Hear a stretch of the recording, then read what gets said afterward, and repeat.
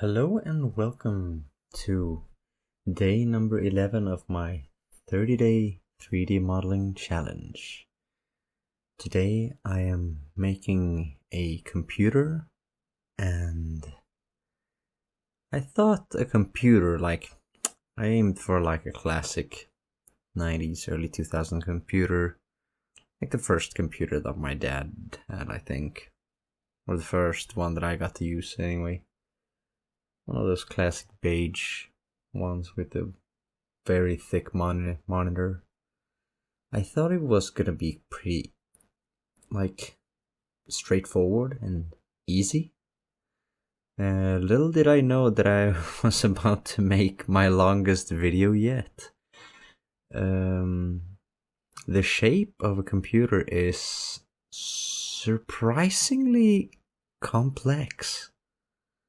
And it was I had a good time, but my God, I did not expect it to take so long. The modeling process, the meshing out, took me about that took about 65 minutes of just modeling, because I was fighting so much with the UVs, because I couldn't since the shape is not really, there's not a whole lot of looping edges on the mesh, either because I'm stupid and can't make them to make the cuts that I want without messing things up, or the shape of a computer is just like that, It's very hard to split it in different parts and make them look good. The bottom part of a monitor, I was following one reference image, and it was like a picture from the front. I will show it later. So I couldn't really see how the underside of the monitor was. I just sort of winged it, as I usually do in these videos. I think that's that might have partly been one of the biggest reasons why this turned out to be quite an ordeal to make, because it was I didn't know quite literally didn't know what I was doing or how it was supposed to look. I only had the general frontal reference of a monitor, and based on this is where I'm trying to bevel the edge in the middle of the spinning part of the monitor. It doesn't bevel correctly, and I couldn't figure out why. I thought it was maybe some overlapping vertices that were kind of weird, but it wasn't.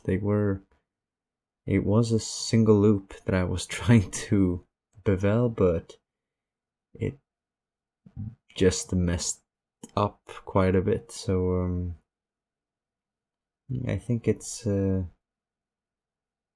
about choosing when to be stubborn, choosing which time it's a good one to be stubborn, and which times it's good to try it a different way. I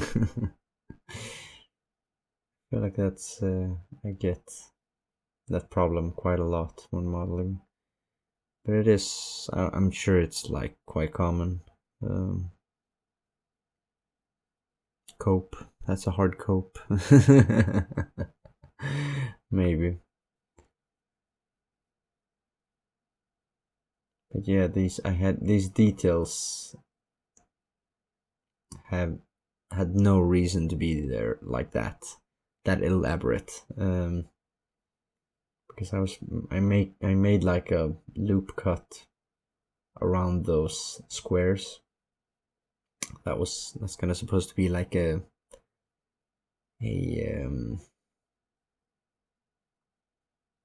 a hollow part, a hollow in between parts of the computer, of the case. But since my UV unwrapping got kind of messed up, it didn't come out as good as I hoped.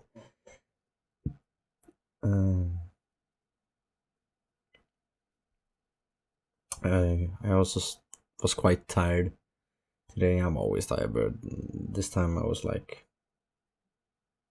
still a bit tired from the rave that I went to in the weekend. But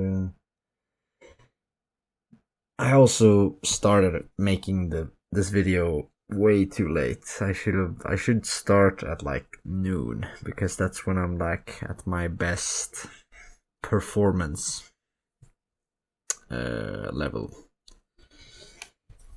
and not like do it after, like right before dinner, and then go and eat dinner and then come back and then have a very slow brain. It's 20 minutes past 11 and I just like finished the mesh. So yeah, note to self, start at noon, not later.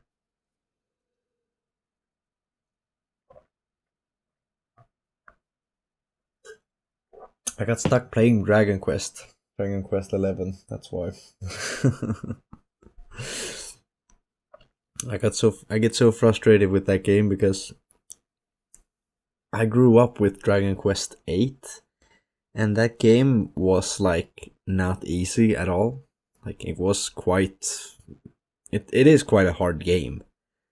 But Dragon Quest 11, my god, that shit is frustratingly easy. It's too fucking easy. Like the hand holding doesn't stop in that game. I think I'm past the half of the game. Like a big time lapse or world changing event happens, and I'm hoping that that's where the game truly starts. But man, I've been so patient with that game. I feel like, because it's like so goddamn easy. But maybe that's the point. Maybe it is supposed to be like a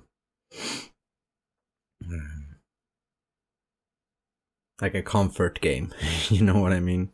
A comfort RPG where you assign all your party members to attack, and that's it.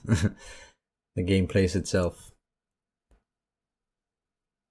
I'm not sure what I feel about games that play themselves, because on one hand, for instance, turn-based RPGs like Dragon Quest, it is, and Final Fantasy, the old Final Fantasy games at least, an auto bottom for the fights is nice to have, but you always arrive to a point where it's like, yeah, no, it's like an idle phone, idle mobile game, you know?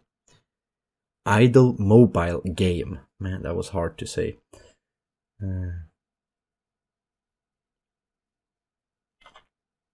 It is a necessary evil, I guess. Oh yeah, the keyboard. I was originally planning to make every single button, because I did the buttons on the radio, but then I realized that that's gonna be fucking hell to unwrap, I think. And I was right, because the shapes, the keys that I'm making now, the way they are now, is kind of like, they look simple, they are simplified. It is a simplified keyboard layout, but that's, yeah, here starts the nightmare, the seam cutting nightmare that I got myself into, because there's so many edges that I wanted to like get cut, and almost none of the UV islands came out without any warping. Like almost everything was warped, and I'm like, why is this happening? Am I not making? And I just started adding and adding and adding and adding more and more and more loop cuts, and then I'm like, oh, you know what? I'm just gonna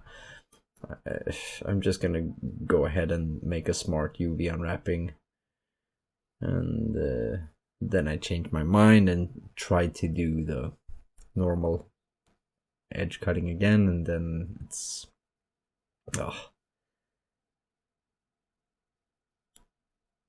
see, it's like it's so fucked. It's they're not supposed to be like that. It looks horrible.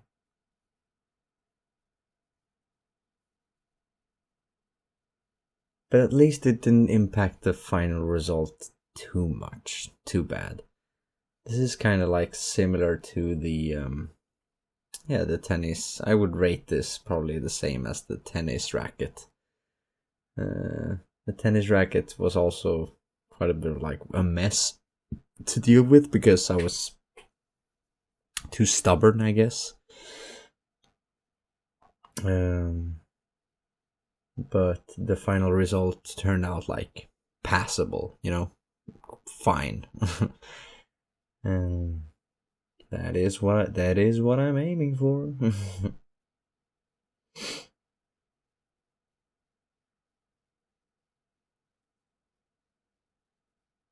Yeah, because the shape of the monitor is not that uniform. It's like it's a weird shape, It's like a cube protruding from one cube protruding into a bottom, and the bottom is like connected with the two cubes that extend from it. It's weird. It's like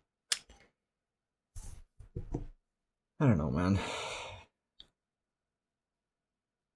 But it did have I like the look of those old computers. They are most likely because of nostalgia. I grew up with them, and it was all fun and exciting to experience something that at the time was quite futuristic, interacting with shapes and colors on the screen. I remember playing so many like point and clicks during my childhood. There were like, we had a bunch of these Disney point and click games, and some other computer games that were fun. I'm trying to remember which was the first 3D game that I ever played. I think like the first one that I ever played, not the first one that I ever saw, was probably Harry Potter and the Philosopher's Stone for PlayStation 1 at my friend's house. He never let me play it. He never let me play anything. It was that kind of friendship, I went over to his house just to watch him play. That was fine and dandy. I think that was kind of common, Kids can be quite awful to each other at times. But anyway, yeah. But the first one that I got to play was probably the first 3D game that I owned was Monsters Inc. Scare Island for PlayStation 2. The soundtrack in that game is awesome. I can strongly recommend that. I think it has like a bunch of nice ska-esque jazzy music. It was like I loved it. It was amazing. Look at that thing. What is that? It doesn't look like a keyboard to me. It's a fucking squiggly. Yeah, there. Now I'm just like scanning for places where a loop cut might be missing, because that's what's happening. It's like all the shapes if the mesh isn't cut properly, then there will be the UV islands will be completely warped, because one UV island is connected to another part of the mesh that they should not be connected, because you can't flatten them out without destroying them, basically. So this is quite something indeed. And I'm just splitting them into parts. Well, unwrapping the monitor, the keyboard, and the computer individually.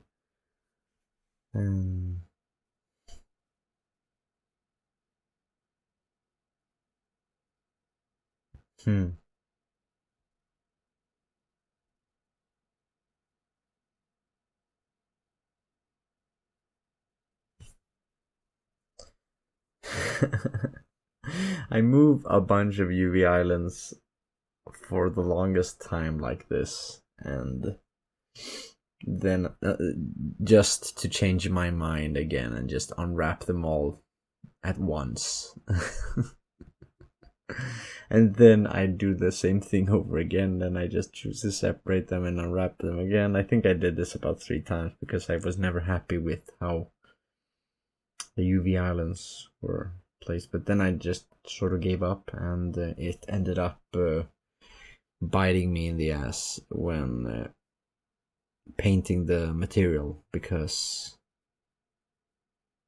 if there is too much disorder in your UV map, then that can result in you having a really hard time finding which part is which, and if some parts are too close to each other, it might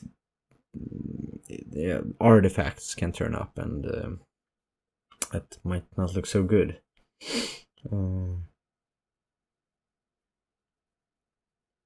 And for some reason there's one part that actually turned out to have some overlapping between the UV islands. That sort of fucked me over.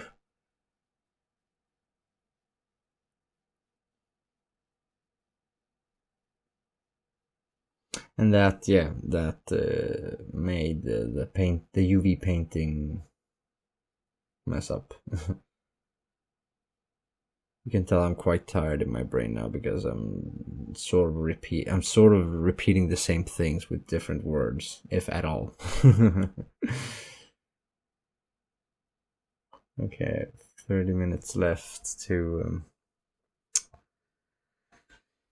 save this audio, put it in the video, upload it, export it, title Clipchamp,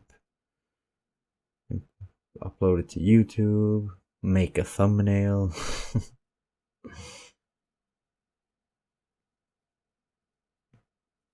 And post it somewhere, I guess. I don't really post my videos anywhere. I just share them on my friends, my friendly Discord server, but and sometimes on Facebook, but nobody cares about my 3D stuff on Facebook. And sharing, you can't really share YouTube videos directly on Instagram. You have to cut them into a format that, the vertical style format, I guess, and also it's shorter, and I would have to do quite a bit of editing to compress the contents of these videos into a more shorts friendly format. But I don't really like short content, because short content can be quite what's the word? I don't think that's very good to consume for too long, because when you're scrolling through your Instagram feed and YouTube and whatever, YouTube Shorts, for example, or TikTok, you're just you're scrolling for a different emotion, because when something turns up into your feed, that's like something that someone else shared. It's most likely something that's gone viral. And why is it viral? Well, because it makes an emotion, and you react to it. And the amount of the variety of emotions that you can get through on just a few, like 30 minutes of scrolling, that can't be good for your brain. I'm pretty sure that's like how you become more sensitive to things, more emotional, because you're basically coding your brain to. Some people might say that you become numb to things, but I think you just become less in tune with your emotions in a way. Because it's not normal to, watch a hilarious short of a 3D animation in Blender made by an extremely talented artist, and then you scroll up a bit and then you see like Warzone footage that makes your stomach just drop. That's like I refuse to think that's good. See, there it is, up there, the artifact. There's like because there is like that part of the UV is overlapping with the frontal side of the case. Yeah, you can see it there on the UV map. It's overlapping, and you can't get rid of it because it's hard coded in the UV. So unless you change the UV, you can't really do anything about it. It's really hard, if possible at all, to fix it. Oh yes, here I am. Just gonna draw we're doing the fucking webbing, tennis racket webbing here again, but with the buttons. Just drawing the hollow parts between each single key on the keyboard. I'm just sitting and looking down at my keyboard like, how many buttons is that? Okay, 4. Okay, there, 4. 4 more. And I was thinking about, I was seriously really considering giving up at this point, but I persevered.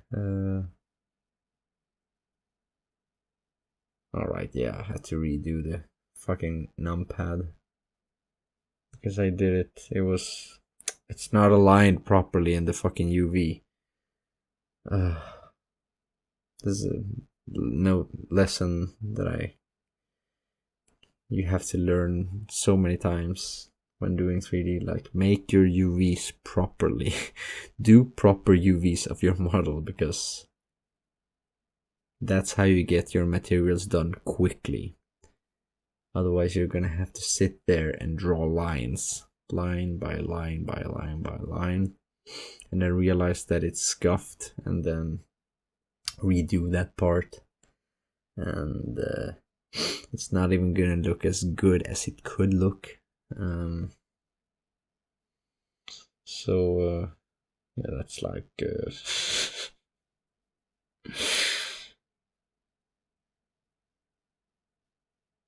sometimes you just gotta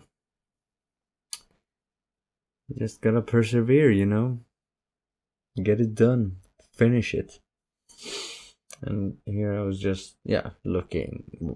I was seeing the light in the tunnel here anyway, so I was just like, you know what, let's just go all the way.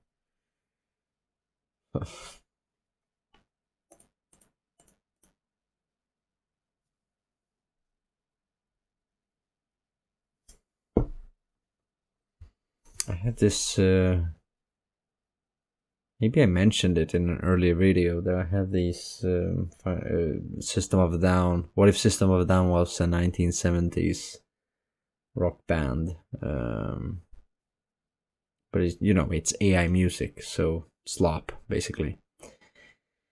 And I have it played in my brain so much because it's my god, the AI slop has no right to be that good. It's scary how good the music it makes can be, but you can sort of like hear that it's quite synthetic, because music is really hard to do that perfect. Like it's too flawless. There is no flaw in the voice, there is no flaw in the music, the instruments, nothing.